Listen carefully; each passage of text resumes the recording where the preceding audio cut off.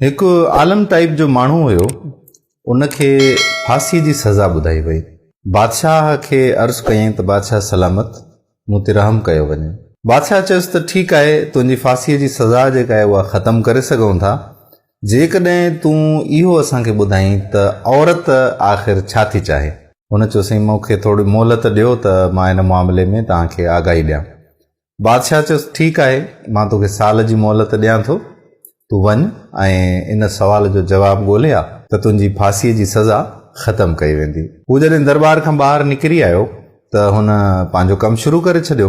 मुख़्तलिफ़ माण्हुनि सां मुलाक़ातूं कयूं ऐं इहा ॼाणण जी कोशिशि कई त औरत आख़िर छा थी चाहे, त जीअं इन सवाल जो जवाबु मां बादशाह खे ॾेई सघां ऐं पंहिंजी फांसीअ जी जेका सज़ा आहे उहा माफ़ु कराए सघां। घणी जांच करण खां पोइ, घणो पुछण खां पोइ, काफ़ी आलमनि सगोरनि सां मिलण खां पोइ काफ़ी हू नाकाम रहियो इन सवाल जो जवाबु ॻोल्हण में त औरत आख़िर छा थी चाहे। हिकिड़े माण्हूअ हुनखे सलाह ॾिनी त फलाणी जॻह ते झंग में हिकिड़ी चुड़ैल रहे थी, ॾाइण रहे थी, उहा ॾाइण तोखे इन सवाल जो जवाबु ॿुधाए सघे थी।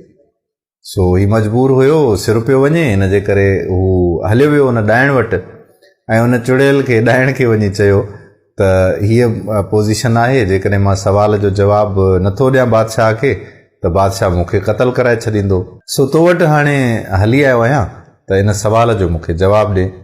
चुड़ैल चयसि त का ॻाल्हि कोन्हे का, मां तोखे सवाल जो जवाबु ॾेई थी सघां, पर मुंहिंजी हिकिड़ी शर्त आहे। त उन मौली साहिब चयो त ठीकु आहे, तूं पंहिंजी शर्त ॿुधाए। त हुन चयुसि त जेकॾहिं तूं मूंसां शादी कंदे त मां तोखे हिन सवाल जो जवाबु ॾींदसि। हुन चयो त सिर त हूअं ई बादशाह वटि वञे थो, चलो चुड़ैल सां, हिन ॾाइण सां शादी करे थो वठां। शादी थी वई। उन खां पोइ उन ॾाइण हुनखे चयो त मुंहिंजा मुख़्तलिफ़ रूप आहिनि, मां कंहिं बि वक़्तु हूर थी वेंदी आहियां ऐं कंहिं वक़्तु वरी मां चुड़ैल थी वेंदी आहियां। हाणे तूं मूंखे इहो ॿुधाए त तूं मूंखे हूर जे रूप में ॾींहं जो ॾिसण थो चाहीं या राति जो ॾिसण थो चाहीं। त हुन मौली साहिब चयो हाणे जेकॾहिं चवांसि थो त ॾींहं जो तोखे मां हूर ॾिसण थो चाहियां ऐं राति जो चुड़ैल, त ॾींहुं त सुठो गुज़री वेंदो, पर राति जो छा थींदो? ऐं जेकॾहिं चवांसि थो त तूं राति जो हूर हुज त ॾींहं जो ज़िंदगीअ जो मामिलो कीअं हलंदो? इहो सोचण खां पोइ आख़िर उन ॾाइण खे चयो त ॻाल्हि ॿुध, तुंहिंजी मर्ज़ी आहे, तुंहिंजी मर्ज़ीअ ते थो छॾियां त जेॾी महिल तूं चुड़ैल थियणु चाहीं त चुड़ैल थी वञजांइ, जेॾी महिल तूं हूर थियणु चाहीं त हूर थी वञजांइ। त उन चुड़ैल चयो त ठीकु आहे, हाणे मां तोखे इन सवाल जो जवाबु ॿुधाए थी छॾियां त इन सवाल जो जवाबु छा आहे, छो त तो मूंखे तमामु घणो ख़ुशि कयो ऐं मूंखे तो मुंहिंजी मर्ज़ीअ ते छॾियो। त असल में औरत इहो ई चाहींदी आहे त मूंखे मुंहिंजे मर्ज़ीअ जे मुताबिक़ रहणु ॾिनो वञे। त घर औरत जी सल्तनत हूंदो आहे, घर में औरत पंहिंजी मर्ज़ी हलाईंदी आहे, उहा उनजी हुकूमत आहे, उहा उनजी मालिक आहे, उनजी सल्तनत आहे।